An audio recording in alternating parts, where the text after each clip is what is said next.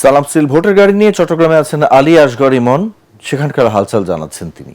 সালাম স্টিল ভোটের গাড়ি নিয়ে আমি চলে এসেছি চট্টগ্রামে, আর আমি এখন দাঁড়িয়ে আছি চট্টগ্রামের একটি বিখ্যাত জায়গা টাইগার পাস এরিয়াতে। এই এলাকার মোট ভোটার 4,42,211 জন।